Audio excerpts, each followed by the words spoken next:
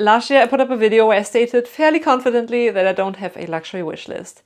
Have I changed my mind? Let's talk about it, and most importantly, let's talk about the bags that live in my head rent-free.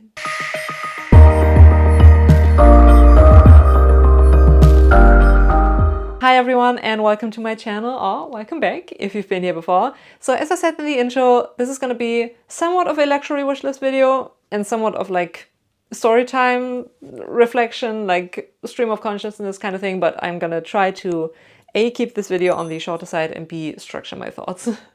Alright, so as I said, I did film a video last year where I basically said that I don't work on a luxury wishlist basis. My thought process in terms of buying handbags is more like a little all over the place, maybe. I think I approach it in a way of like, those are the bags that live in my head rent-free. I would love to own them at some point, but there's no urgency behind it, if that makes sense. Let's get into the bags and maybe my thought process will make a little more sense, right? Okay, let's get into it. So the first bag on my luxury wish list, I'm just gonna like, for ease of reference, I'm gonna call it that, although, anyway. First bag on my luxury wish list is a Chanel Diana bag. If you're familiar with Chanel, you'll know that that's a long discontinued bag style. So I'll definitely have to go the pre-loved route. And that bag has been playing on my mind for, I'd say, a good 5-ish years. Obviously, I'm going to include like photos, and I'll make sure to leave a couple of links to the bags that I'm about to mention in the description box below. They do come in a couple of colors, or they came in a couple of colors, but the most iconic one, and definitely the one that I'd be interested in adding to my collection if it weren't for the price, is the black one. It's just so beautiful. Similar, basically the same type of chain as a classic flap, so like metal and like leather woven through it. It's gorgeous, and seeing as it's a vintage style, I think maybe there are a couple of newer-ish ones that were released after Chanel changed the like plated gold hardware to just like gold colored hardware. But if I decided to take the plunge and buy a Diana, I'd be inclined to purchasing one with the plated gold hardware. But yeah, price is an issue, and with it being a discontinued bag and most of them being vintage, the longer I wait basically, the harder it's going to be to find one in good condition. So the Chanel Diana is definitely very high up on my lust list when it comes to handbags. Second is another, definitely vintage. I know that for a fact because it will have to be from my birth year. I would love a Kelly in box leather from my birth year. Again, it's a matter of pricing because vintage Kellys in good condition, plus I'm definitely narrowing the field of bags that I'd be looking at by being somewhat determined to get one from my birth year. It's gonna be an expensive sentimental purchase, but I'd love to get a Kelly from my birth year. Undecided on the size, but it would have to be black and it would have to be box leather. Unless I come across a super special Kelly in a different color, different leather, but those would be my dream specs. Before we get into the next bags, quick shameless plug interruption. In case this is your first time watching one of my videos, hi, I'm Leslie. So glad to have you here. Hope you enjoyed this video so far. And if you do, definitely consider subscribing and also giving this video a thumbs up. It really does help a lot. Also, if you have any thoughts on the bags that I'm mentioning, I would love to hear your thoughts in the comments below. So yeah, if this is your first time watching one of my videos, just to give you a general idea of what I talk about in my videos, handbags is definitely the focus. All things luxury, unboxings, reviews. I adore filming travel vlogs and shopping vlogs. So if any of that sounds like a thing, I would love for you to join my little YouTube family. And with that shameless plug out of the way, let's get into the next bag. And that is the Ricky by Ralph Lauren.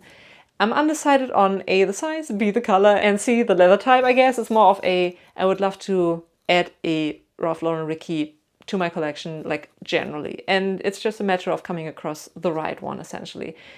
It might still be a bag that's currently in production. Correct me if I'm wrong. I'm not overly familiar with Ralph Lauren, but I'd definitely be open to purchasing one pre-loved. Plus, chances are I would be saving a lot of money because I can't imagine Ralph Lauren being overly great at holding its value when it comes to the handbags. The next bag that has been living in my head rent-free, and I think I mentioned that one or two times, but like a couple of years ago. It's somewhat of a sentimental, or it would be somewhat of a sentimental purchase from a specific Chanel Métier d'Art collection. That would be the Paris Hamburg collection. In case you weren't aware, one of the last Métier d'Art collections that Karl Lagerfeld worked on is the Paris Hamburg collection, and Karl Lagerfeld was actually born fairly close to Hamburg, Germany, and I am from Hamburg, Germany, so that's where the sentimental aspect comes in. And they did have some beautiful bags. The one I'm drawn to most is, unsurprisingly, because I do have a habit of choosing the most expensive ones, is on the more expensive side because it's a classic flap. Not in leather. Most of their bags actually, like, okay, a good amount of their bags from the Métiers collection Paris Hamburg weren't in leather. They were in like a wool fabric type of situation. I don't think it would be a jumbo, more so either a mini or a small, maybe a medium, in like a dark navy wool fabric. The body of the classic flap would be dark navy and the leather running through the chain would be dark burgundy. And it does have like a couple of emblems, like resin metal pins basically on the back. You can't detach them. There's a life jacket maybe, or like a life ring, an anchor and a container ship. So definitely tying into the nautical theme of the entire Métiers collection. But yeah, that bag, again, I would have to go the pre-loved route, and they are maybe not even overpriced because obviously classic flaps have been expensive like all along.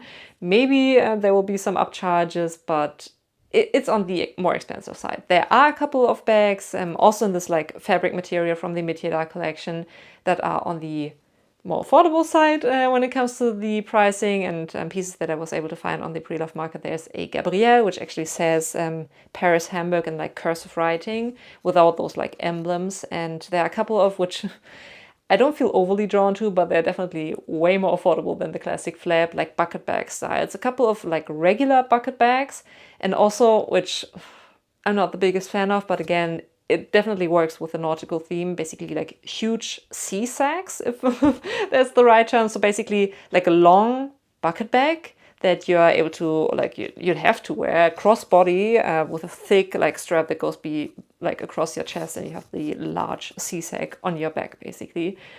Not the biggest fan, but again, those are definitely more affordable. And I think there's also like a top handle situation, weird opening mechanism. So what it comes down to is, I think if I want to buy something from the Paris Hamburg collection, it would have to be the classic flap.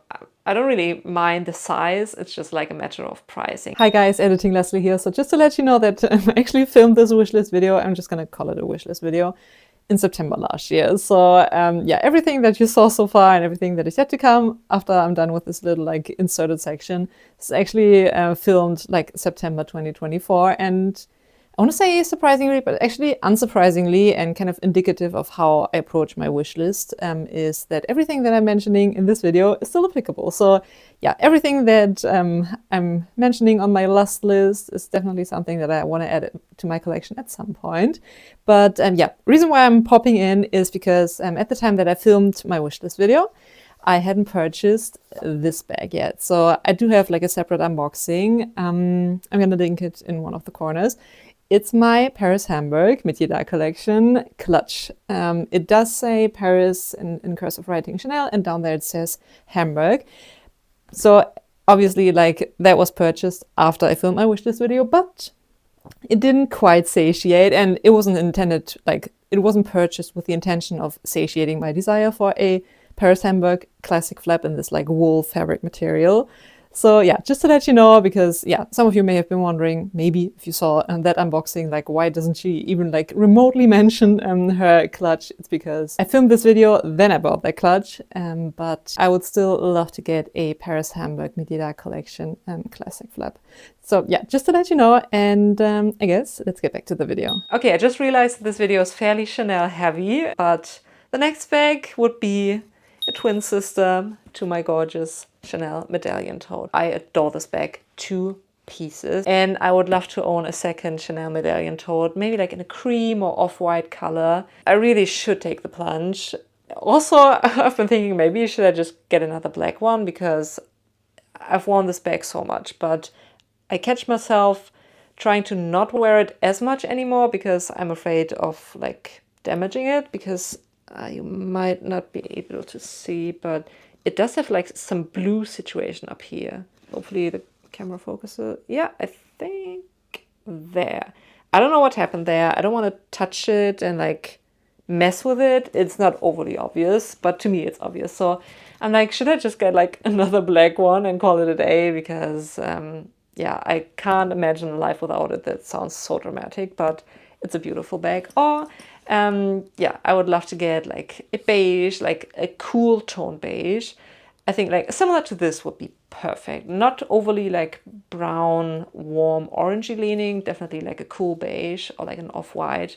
That would be the dream. So another Chanel Medallion tote is definitely on my lust list, or wish list if you will, but yeah, lust list for sure. The next bag on my list is from Ferragamo, and it's arguably one of the more hyped bags of theirs, and it's the Hug bag. I can't count the amount of times that I've went into the boutique and tried on the Hug bag in numerous sizes. I think generally they have 3 different sizes. One that's fairly small, like so.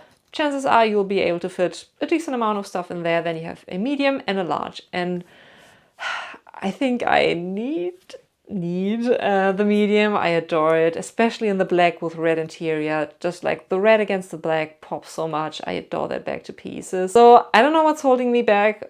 That being said, there's like a tiny little bit of like a niggle in the back of my mind that I've been burned with purchasing a Ferragamo bag full price, and then it ended up in an outlet highly discounted. Granted, that was my floral pattern studio bag, and maybe you could argue that was basically like guaranteed to end up in an outlet at some point, whereas the black Hug bag is more of a classic style, but still it might end up in the sale. So I mean, fingers crossed, Ferragamo does sales twice a year, so maybe in like the autumn winter sale, maybe I'll get lucky and score a Ferragamo Hug bag at like 40% off. That would be the dream, and that would be the nail in the coffin for me to be like, okay, you're coming home with me. But yeah, that bag has been living rent-free in my head for quite a while. I adore it. It's so different with these, like, yeah, it's called the Hug bag. So essentially you have 2 like flaps that fold over on the front, and then you clasp it fixed basically. So the bag is basically hugging itself. I love the concept, and it's so beautiful, especially in the black and red, but even like a plain black. Stunning. All right, so that's basically the list of specific bags on my wish list. And that's again where like my somewhat different approach to luxury wish lists comes in, because I realized that apart from the Hug bag, all of them are discontinued, or like at least bags that I would need to hunt down on the pre-loved market. And B, there are a couple of other brands that I would love to get a bag from, be it like the first time or another bag from a brand that I already own a bag from. But with none of those brands, I'm like overly set on a specific bag that's currently available. It's always like, okay, I would love to own a bag from that brand if the right bag comes up, if that makes sense. So let's quickly go through my list of brands that I would love to add a bag from at some point. I'm just like super undecided, or I haven't even put a lot of thought into which bag I want, because I know that if I come across the bag, I'll know, and I'll feel that it's the right bag, if that makes sense. Anyway, brand number 1 is Dior, and I appreciate Dior has had some controversy, A, with the pricing, like the markup and the margins on their bags, and B, with the labor situation. But factoring all of that out, I adore Dior's aesthetic, and that's also a very important aspect, and something that definitely, for me at least, doesn't go unnoticed is their customer service.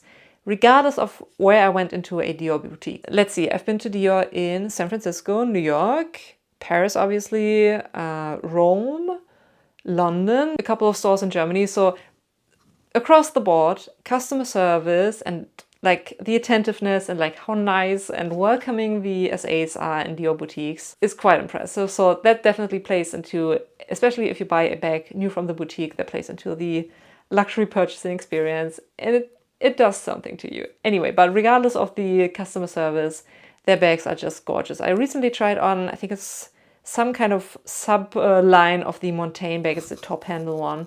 Beautiful, like smooth leather. That would be a contender, but again, I'm fairly open to whatever pops up. Once the time comes around where I'm like, okay, it's time to get a Dior bag, I'm sure my heart will tell me which bag is the right bag for me. So Dior is definitely a brand that I would love to own a bag from, because currently I don't own any Dior bags in my collection. The next brand is a little bit of a tricky one, so it's Fendi.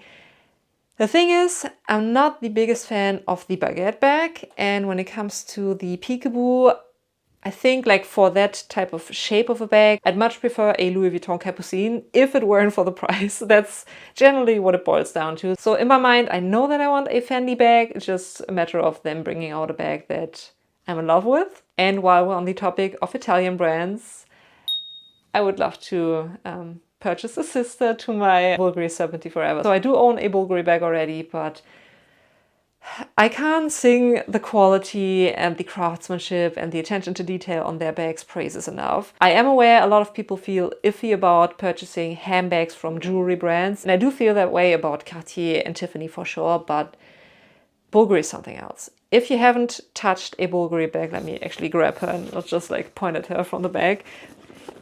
If you've never touched a Bvlgari bag, you don't have an idea of how luscious the leather is, how intricate the design. Like you can definitely tell that Bvlgari is a jewelry house because the attention to detail and the way the hardware is constructed is basically jewelry. So yeah, I know deep down I will definitely have to add another Bvlgari bag to my collection at some point, and maybe not just one, maybe a whole collection, because I'm in love with not all of their designs, but a good like 80% of their handbag styles. They are beautiful, and yeah, leather's beautiful. I'm banging on about the scent, but it's not like an animalic leather scent. It's just a beautiful scent, and yeah, hardware is beautiful. You have malachite in the eyes. If you decide to go for a standard like a Serpentine Forever bag, some of them have onyx as well, I think, and like yeah. The hardware on the Bvlgari bags is like jewelry, and the leather is beautiful as well. So let me carefully plop her back there. I feel like I do need another Bvlgari bag. Anyway, so that does it for today's video. Hopefully I was able to make sense in terms of my approach to luxury wish lists. Let me know your approach. If your handbag purchasing strategy, if you will, is focused on a wish list system and you're like, okay, before I purchase a bag, it will have to go on my wish list before I'm able, like in my mind, to purchase a bag. And yeah, let me know your approach to purchasing luxury handbags. But yeah, I guess that's my lust list, living my head rent-free type of list when it comes to handbags. If you enjoyed it, give it a thumbs up, consider subscribing. I will leave, I think on either side of my face, or both on this side or on that side, a couple of other videos that you might be interested in watching, and I'm gonna catch you on one of my next videos. Bye.